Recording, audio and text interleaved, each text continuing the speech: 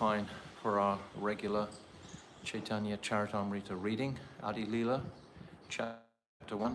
Today is the 17th of April, 2025, and we're reading from our Caitanya Caritamrta.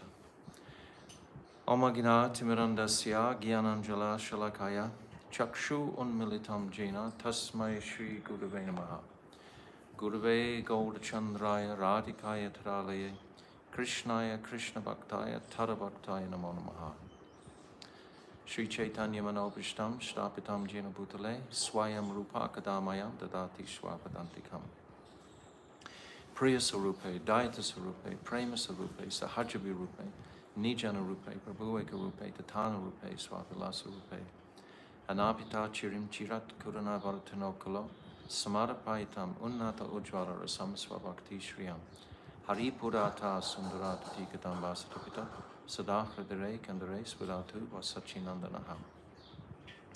Yam Prabhajanta Manapetyam Apetitrityam Dvaipaino Viraha Katara Ajuhava Putretitam Mayatayo Tarabo Vinidustam Sarvabhutam Hridim Munimanatoshmi Bhaktya Vihina Aparada Lakshay Shiptascha Karmadi Tarangamadye Kripa Maitvam Sharanam Prapana Brinde Namaste Charanara Vindam Bhajami Radham Aravinda Netram Smarami Radham Madhurashmitasyam Vadami Radham Karuna Bharadram Tato Mamanastikatina Kapi Tavaivasmi Najivami Tvaivina Iti Vignaya Radhe Tvam Naimam Charanantikam. I'm first of all offering millions and millions of Dandavat pranams unto the lotus feet of my beloved Gurudev Adi-lila Pravishta Om Asto Tarazara Shishimat Srila Bhaktivedanta Narayan Goswami Maharaj.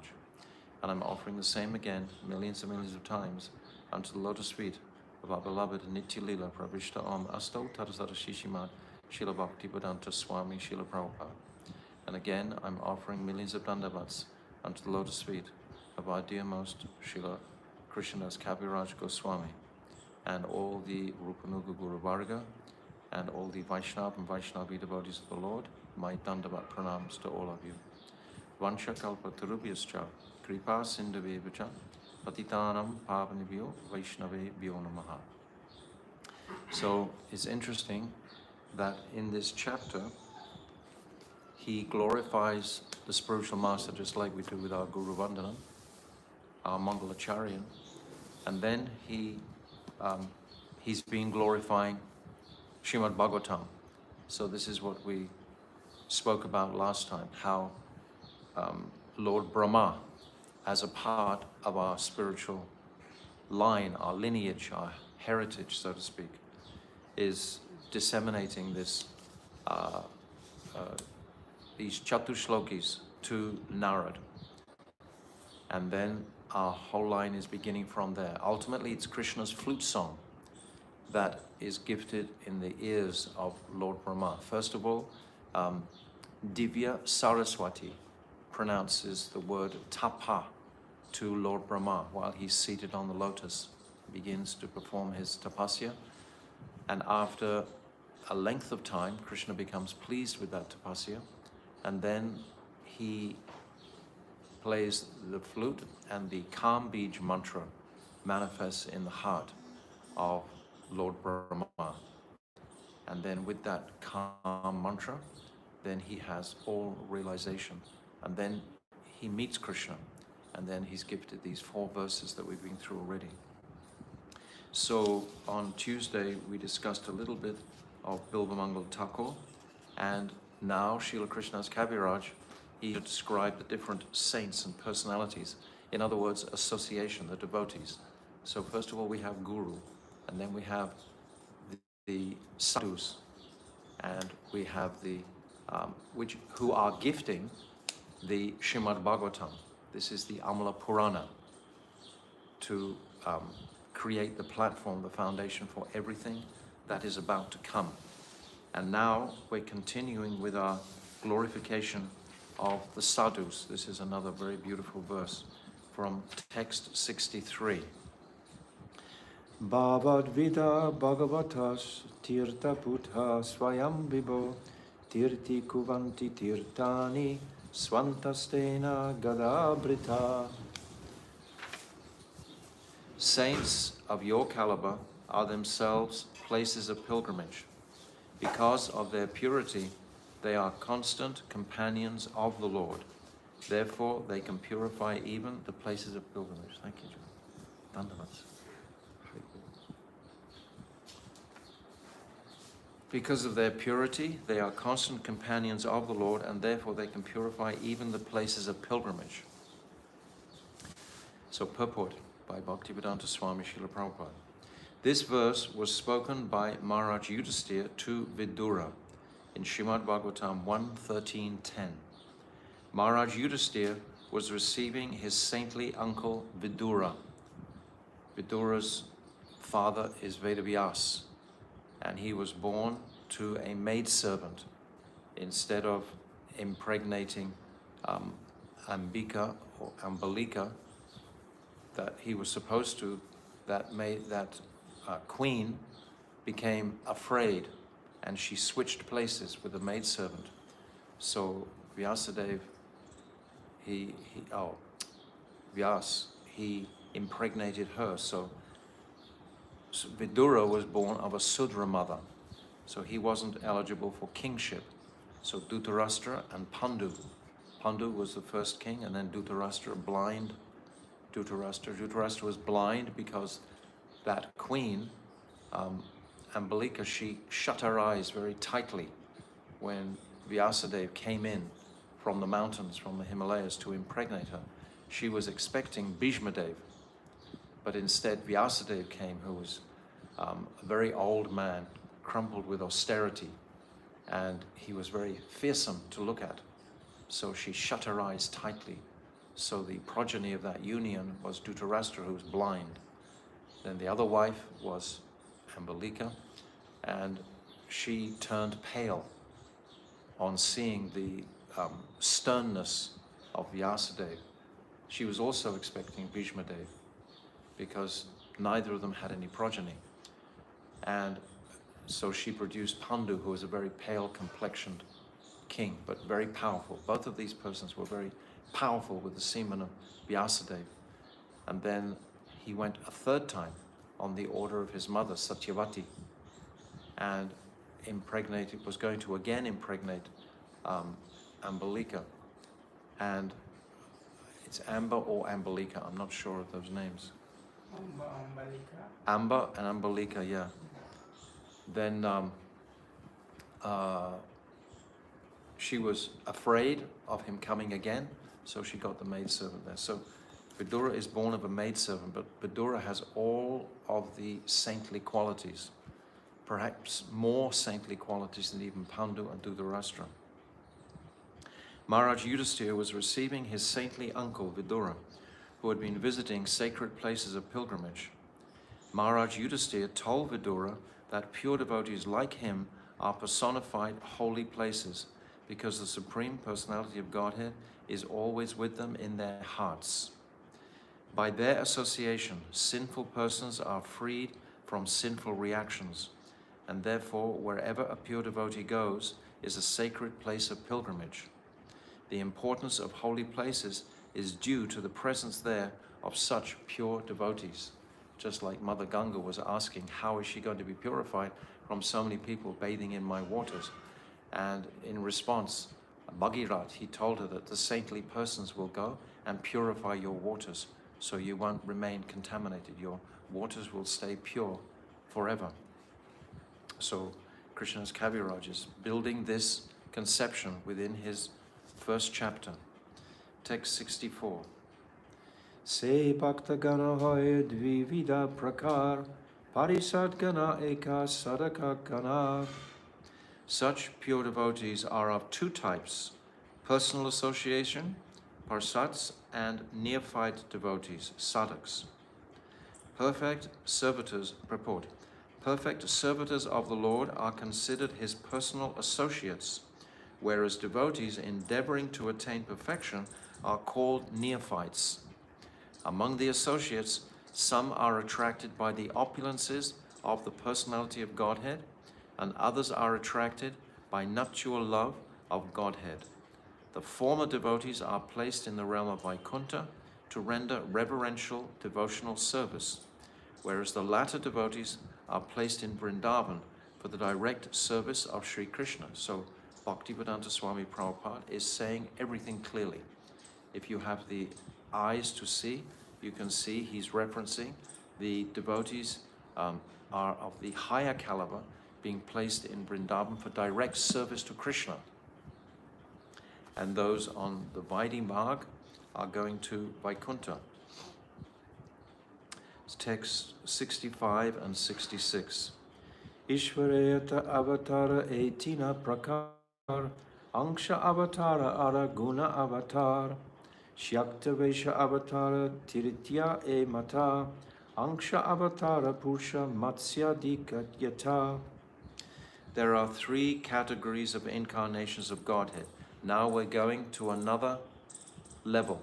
We've come from the spiritual masters, we've discussed the Bhagavatam, we've come through association with devotees, and now we're coming to the description of Krishna Tattva in preparation to describe Mahaprabhu and Nityananda. So it's a sequence, a very beautifully crafted sequence that Krishna's Kaviraj is giving us. Very simple. There are three categories of incarnations of Godhead: partial incarnations, qualitative incarnations, and empowered incarnations. The Purushas and Matsya are examples of partial incarnations. There are three Purush avatars, this Lord Narayan, Karanadakshay Vishnu, Garbhadakshay Vishnu, and Shriyadakshay Vishnu, these three Purush. Text 67. Brahma Vishnu Shiva Tina Guna Avatargani Shyaktya Avivesha Sankadi Pritu Vyasa Muni. Brahma, Vishnu, and Shiva are qualitative incarnations.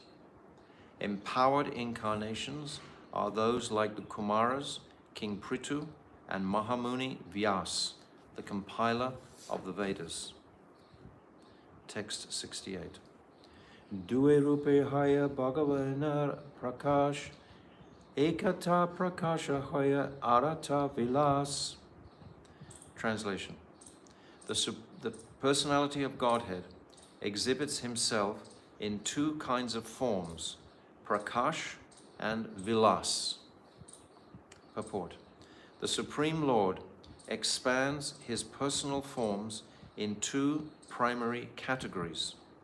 The prakash forms are manifested by Lord Krishna for his pastimes, and their features are exactly like his.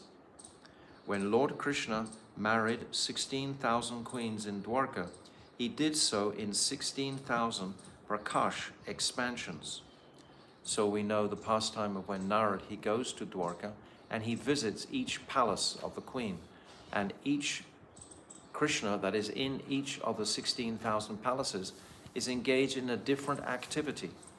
They're just not like replicas, like a yogi can manifest 50 expansions of himself, like Shabara Muni when he emerged from the Jamuna.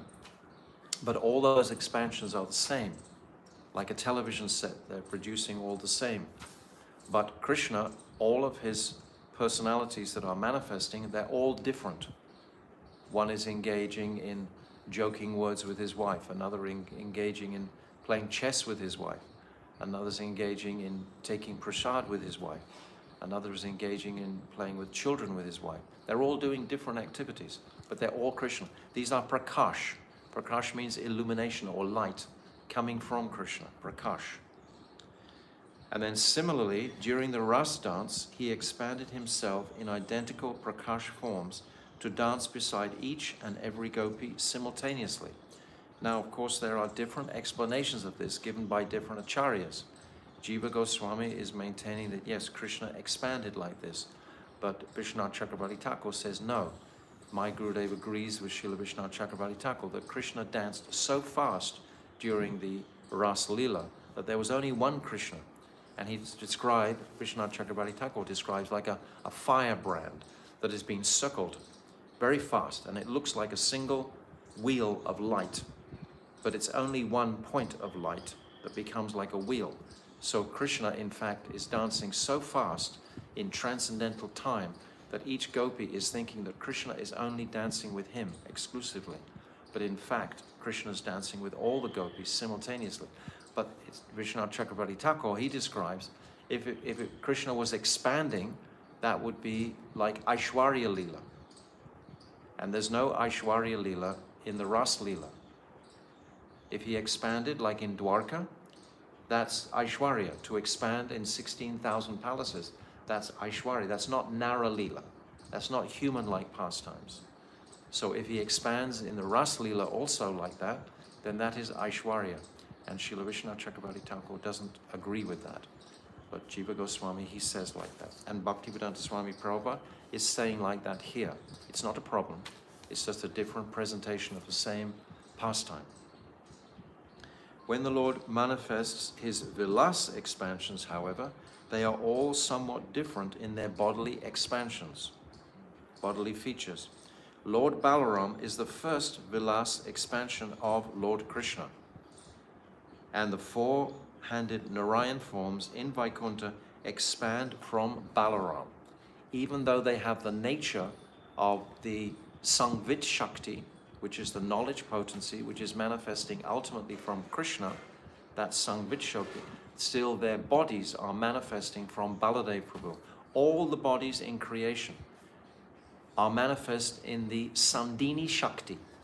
The Sandini Shakti means the existence potency. Everything that has existence, all the bodies in Vrindavan, the rivers in Vrindavan, the cows, etc., are manifested from the Sandini Shakti. And I've said repeatedly, we should also appreciate that this Sandini Shakti is manifesting from the Swarup Shakti, which is ultimately Sri Radhika. Krishna himself, he's in his independent state. Swatantra and Swa-ichamaita. This is the only qualities that Krishna has. And all the other energetic forms are all ultimately manifesting from Swarup Shakti. It's not that Baladev is manifesting independent of Swarup Shakti. How can he? How can it be possible? Krishna's energy manifests. That's a single potency, Shakti. And then from that energy, Swarup Shakti, everything else is manifesting. But my Gurudev describes that from Krishna's right side, Gopishwa Mahadev manifests to protect the Rasastali. But as far as Baladev is concerned, he is the first manifestation from Krishna. Yes, he is the first manifestation from Krishna through Swarup Shakti. It must be that way. How could it be otherwise? It's saying in Brahma Samhita also that Baladev is the first manifestation from Krishna. He is the first manifestation, but through Swarup Shakti. Understand? How can it not be? Krishna's energetic form, his energy. However, they are all somewhat different in their bodily features. Lord Balaram is the first Vilas expansion of Lord Krishna, and the four-handed Narayan forms in Vaikuntha expand from Balaram. This is why Balaram is a Kanda Guru Mula Tattva. All are coming from him to populate all the worlds, ultimately. There is no difference between the bodily forms of Sri Krishna and Balaram, except that their bodily colors are different. They're the same potency, the same potency. Similarly, Sri Narayan in Vaikuntha has 4 arms, whereas Krishna has only 2. The expansions of the Lord, who manifest such bodily differences, are known as Vilas Vigrahas. So 2 types. There's the Prakash and Vilas Vigrahas. Actually, later on in Sanatana Shiksha, these expansion forms will be described in great detail. The Vaibhav Prakash, the Prabha Prakash, etc. Many details there that Mahaprabhu explains directly to Sanatana Goswami. This is just a prelude of this. So, verse 69 and 70.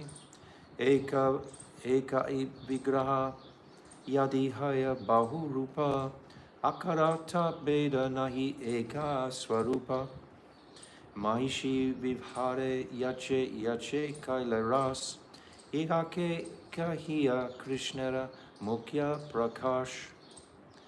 When the personality of Godhead expands himself in many forms, all non-different in their features, as Lord Krishna did when he married 16,000 queens, and when he performed his rasa dance, such forms of the Lord are called manifested forms, prakash vigraha. Text 71.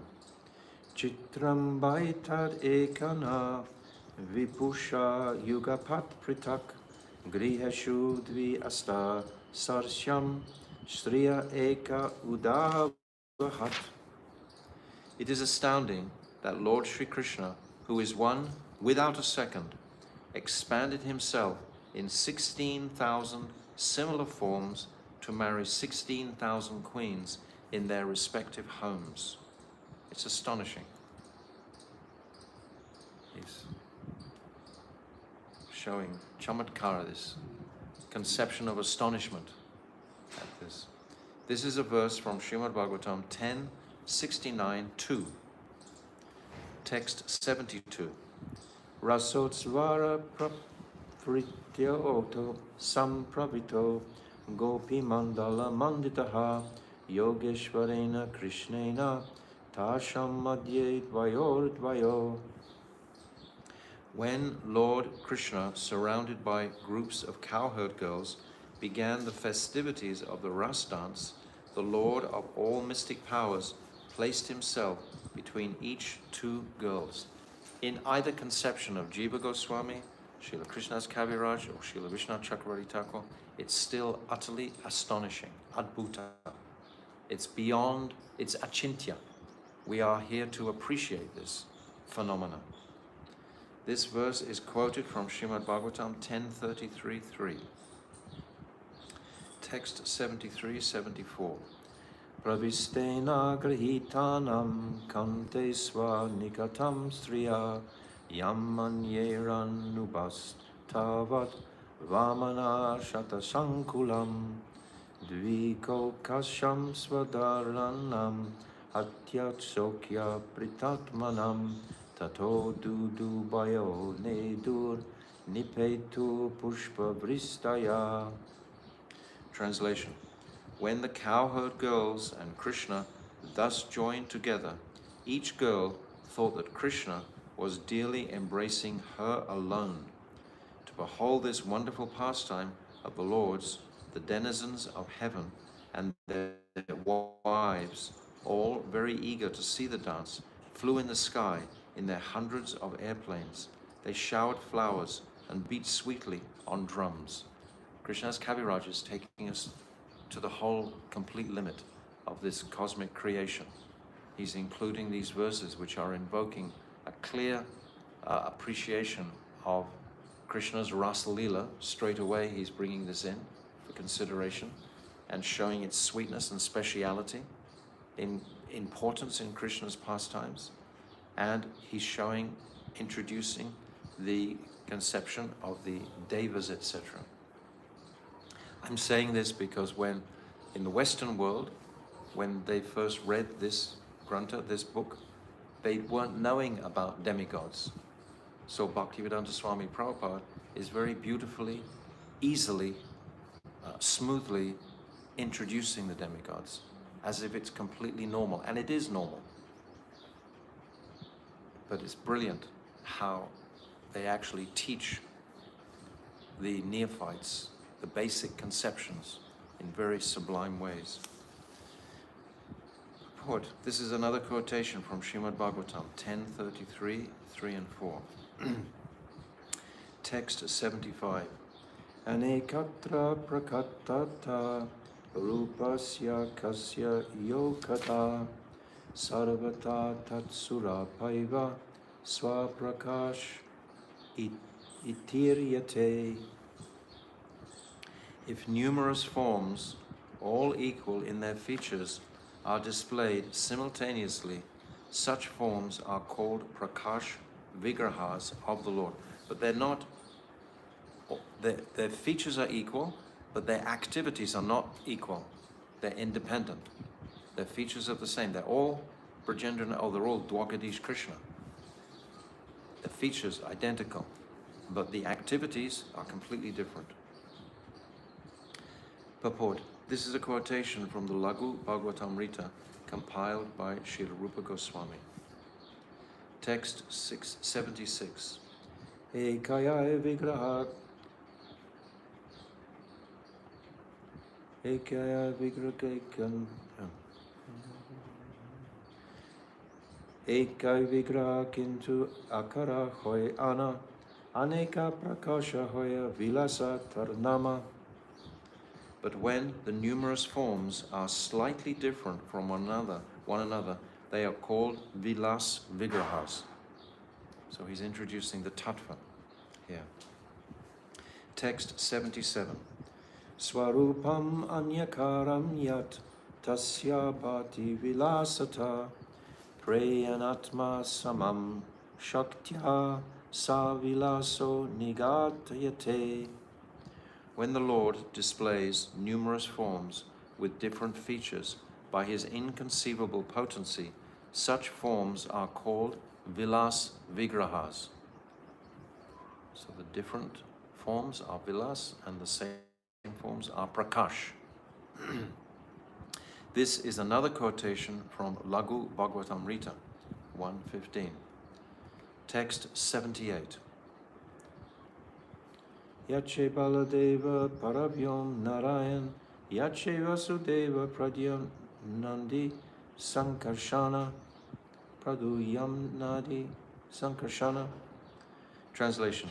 Examples of such vilas vigrahas are Baladev, Narayan in Vaikuntha and the Chatu Vyuha, Vasudev, Sankarshan, Pradumna and Aniruddha.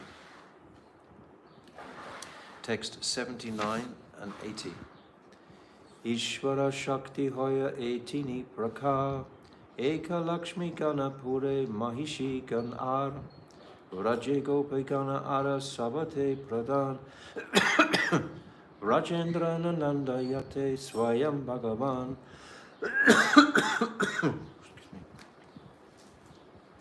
The energies, translation, the energies consorts of the Supreme Lord are of three kinds. The Lakshmis in Vaikuntha, these are energies. All the female Shakti tattvas are all described as energies. Shakti. The Lakshmis in Vaikuntha, the queens in Dwarka, and the gopis in Vrindavan. The gopis are the best of all, for they have the privilege of serving Sri Krishna, the primeval Lord, the son of the king of Braj. So straight away he's giving the ontological gradation here of from Vaikuntha to Dwarka to Vrindavan. Text 81. Swayam Rupa Krishna Kaya Vyuha Tan Rasam Bhakta Sahite Haye Tanhara Avaran. The personal associates of the primeval Lord, Sri Krishna, are his devotees, who are identical with him. Identical with him. He is complete with his entourage of devotees. The Lord is always with his devotees. Purport. Sri Krishna and his various personal expansions are non-different in potential power, their potency. So this chapter is titled Spiritual Masters. So the spiritual master's potency is manifesting from the Lord to perform the Lord's service. So that potency is bestowed. These expansions are associated with further secondary expansions or servitor expansions who are called devotees. So it's building to describe the Panchatattva, will soon be described. Text 82. Bhakta Adi Krama Kaile Sabara Vandan E Sabara Vandana Sarva Sabara Karanan. Now I have worshipped all the various levels of devotees. Worshipping them is the source of all good fortune. Yes. to serve the devotees, to worship the devotees. Purport. To offer prayers to the Lord, one should first offer prayers to his devotees and associates. Everything's going in beautiful, seamless order. Text 83. Pratame shloke kahi samanaya mangalacharan, dvitiya shloke te kari vilase vandan. In the first verse, I have invoked a general benediction, but in the second, I have prayed to the Lord in a particular form. So Krishnadas Kaviraj is explaining to us his systematic way that he is producing this chapter, how he is manifesting this in a very rational way. This is the second verse that we quoted in this, at the beginning of this Adi-lila, text 84. Vande Shri Krishna Caitanya Nityananda Suhodito Godaya Pushpa Pavanto Chitro Sando Tamo Nodo. Translation. I offer my respectful obeisances unto Sri Krishna Chaitanya and Lord Nityananda, who are like the sun and moon. They have arisen simultaneously on the horizon of Gauda to dissipate the darkness of ignorance, and thus wonderfully bestowed benediction upon all. The whole world is suffering from in ignorance of the truth. They have risen like the sun and moon to dissipate that ignorance of all the worlds. Texts 85, 86. Vrajeye vihare purve Krishna Balaram Koti Surya Chandra Jini Donhara Nijdam Se Dui Jagatera Hoya Sadarai Sadaya Godesha Purva Soila Karila Udaya. Shri Krishna and Balaram, the personalities of Godhead, who formerly appeared in Vrindavan and were millions of times more effulgent than the sun and moon, have arisen over the eastern horizon of Gaudadesh, West Bengal, being compassionate for the fallen state of the world. So see this sublime structure that he's giving us. Now he's bringing in Krishna and Balaram directly to herald Gaunitai. Text 87. Shri Krishna Chaitanya Aru Prabhu Nityananda Yanhara Prakasha Sarva Jagata Ananda. The appearance of Shri Krishna Chaitanya and Prabhu Nityananda has surcharged the world with happiness. Text 88 and 89. Surya Chandra Horiyache Saba Adhakar Vastu Prakishya Akara Damere Prachar E Mata Duibai Jivere Agnan Tamanasha Kori Kaile Tattva Vastu Dan. Translation. As the sun and moon drive away darkness by their appearance and reveal the nature of everything, these two brothers dissipate the darkness of ignorance, covering the living beings, and enlighten them with knowledge of the absolute truth. So this is substantiating that Mahaprabhu is not just some prophet like that. He's going to completely purify the entire worlds by his presence, because he's non-different to Sri Krishna. Text 90. Agyan tamara namak kahi kaitava dharma artha karma moksha vansha adi sabha. Translation. The darkness of ignorance is called Kaitava, the way of cheating, which begins with religiosity, economic development, sense gratification, and liberation. Srila Bhaktivinoda Thakur in his Falshruti writes about this repeatedly. In the first few verses of Falshruti, he's totally revealing the cheating process of this dharma, artha, karma, moksha. This is a cheating process, and it's going to be explained why very clearly here, because this next verse is paramount. So this next verse is from the Srimad Bhagavatam, first canto, first chapter, second verse. Dharma projita kaitavatra parama nirvatsaranam shatam vedyam vastavam atra vastu shivadam tapa trayo mulanam Srimad Bhagavate Mahamune Krita Kim Vaparya Ishvaraha Sadyo Hridye Avarudyate Tra Kritibi Shushrubis Tat Shanat. Translation. The great scripture, Srimad Bhagavatam, compiled by Mahamuni Vyasadeva from 4 original verses, describes the most elevated and kind-hearted devotees and completely rejects the cheating ways of materially motivated religiosity. Materially motivated religiosity. It propounds the highest principle of eternal religion, which can factually mitigate the threefold miseries of a living being. This material religiosity is like I go with my hand out to ask the Supreme Lord for something. We described this the other day. This is karma kand. I'm only engaging in my worship because I want something for me. I'm still keeping the perversion of the reality of this Mayic world in the forefront. I'm still totally bound by that Mayic illusory energy. So this is cheating. This is not pure. Pure religion is when I want to give to the Lord. That is religion. From the heart, want to please the Lord. Patram pushpam phalam toyam. This verse in Bhagavad Gita. A flower, a fruit, some water, and giving to the Lord. So we discussed this the other day. Completely rejects the cheating ways of materially motivated religiosity. It propounds the highest principle of eternal religion, which can factually mitigate the threefold miseries of a living being and award the highest benediction of full prosperity and knowledge.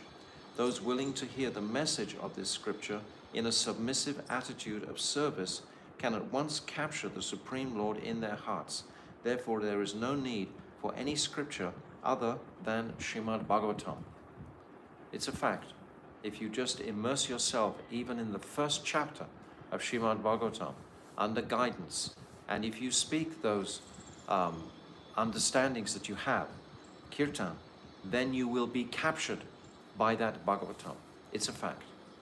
It's an absolute fact. I'm very fortunate to have had many classes teaching this Bhagavatam or coaching readers to read the Bhagavatam.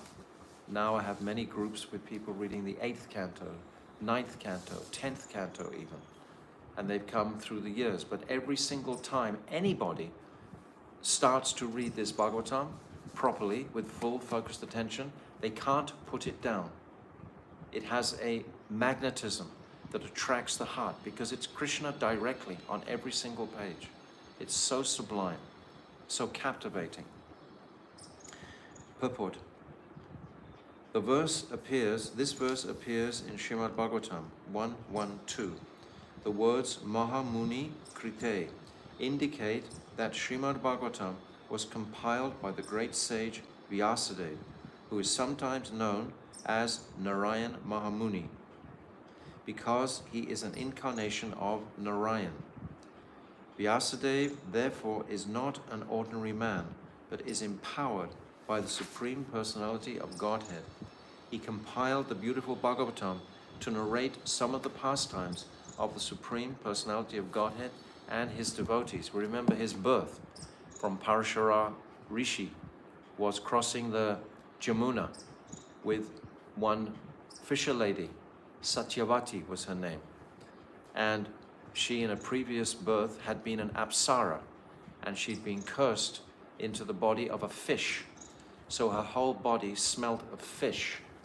But Parashara Rishi took that boat to cross the Jamuna.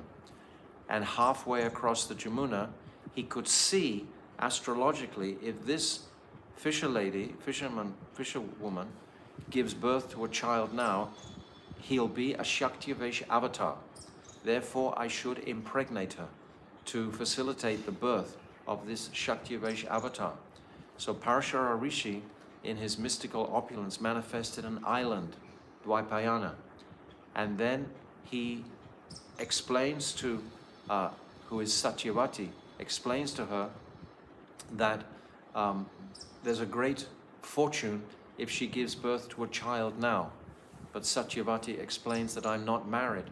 And he, Parashara, explains, I will not inject you bodily, I'll do it by mind. So by mind, he impregnates Satyavati. And immediately she gives birth to a child who immediately grows to maturity in front of them after a short space of time. On that island that he manifested, he makes a cloud come over the island so no one can perceive what's actually happening. And this son, who is Vyasadeva, manifests from the womb of Satyavati. And then Vyasadeva, he circumambulates his mother at that time and says, whenever you need me, you just have to think of me and I will come immediately. And then he goes across to the Himalayas to meditate. And we already mentioned today that Satyavati, the mother, she calls Vyasadeva to impregnate these 3 queens, or 2 queens in fact. So that's why Vyasadeva is the father of Vidura. But this is the birth of Vyasadeva from Parashara Rishi and from Satyavati. That's her name. In Srimad Bhagavatam, a distinction between real religion and pretentious religion can be clearly made. According to this original and genuine commentation on the Vedanta Sutra, there are numerous pretentious faiths that pass as religion, but neglect the real essence of religion. The real essence of religion is devotion to the Supreme Lord. The real religion of a living being is his natural inborn quality, whereas pretentious religion is a form of nescience that artificially covers a living entity's pure consciousness under certain unfavorable conditions. We described the other day about nishag. Nishag is that influence on the jiva that will compel him to believe that he's the material body. The atmosphere, and the example was given of water becoming ice. And if you inquire from the ice, so what is your swabhav, what is your nature? The ice will say, I'm hard. Because of the atmosphere in the freezing cold, it's become hard. But actually its real swadharma is liquid. And when the warm current comes, it will again go to liquidity. So similarly, we also are in this same abnormal condition, acquired nature. We've taken this acquired nature because we wanted to enjoy matter. And as long as we persist in the desire to enjoy matter, we'll stay with that same false ego conception. Thinking I'm the body, and how fearful it will be to leave my body. There's not a single entity on the planet that wants death to come to it, unless it's a crazy man who wants suicide or something like that. There's no creature, no dog, no animal, anything that wants to die. This is one of Lord Brahma's, it's called nascent engagements. In the 3rd canto, in the 12th chapter, in the 2nd verse, 3.12.2, it's described about the 5 nascent engagements that Lord Brahma puts as a coating over the jiva when he's first manifested. There's fear of death is one of them. Anger after frustration is another. A sense of false ownership is another. Bewilderment about this material world and bewilderment about our identity. These 5, they're called nascent engagements. It's fascinating to appreciate. Lord Brahma, he doesn't like this service at all, and he gives up that body. Krishna indicates you give up that conception, just drop it. So he drops that conception because he felt it was a sinful. He didn't want to do it. But we all have impressed in us this fear of death. And what has happened, we've all become attached to this bodily platform. I'm often thinking of one material movie that was out many years ago about, it was called The Matrix. And there's an instance there where the heroes are understanding the illusion of the world.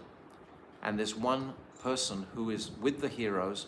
He wants to again go into the illusion of the world deliberately. He becomes frustrated with the situation, with the rebels, so to speak, who are understanding the situation.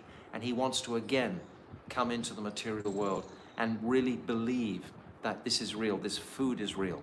I'm tasting that this food, this drink is, and we see depicted, it's very interesting from a devotee point of view, we can see that he's going into this dreamlike, he wants to go into it because he's so ferocious to want to enjoy matter. He thinks that there can be a higher taste of happiness in matter. Sometimes people become frustrated in their spiritual journey, thinking that, oh, I just want to go back into matter. But once you've begun your spiritual journey, it's not possible to go back into matter. There's too many boundaries have been broken in your consciousness. You can't actually go back there and enjoy. And if you try to, you'll suffer even more intensely. You'll be kicked so hard because Krishna has opened doors for you to walk through on the path of transcendence. And you've just determinedly tried to walk back again. This is the most unfortunate predicament that people can get up to. And it happens. We know. Even amongst devotees, they fall down and they try to enter spiritual life again. And we see the examples. We should see clearly. They get kicked like anything. Because there's trying to walk away from Krishna when he's kindly opened the door. He wants us. He keeps us. He holds us.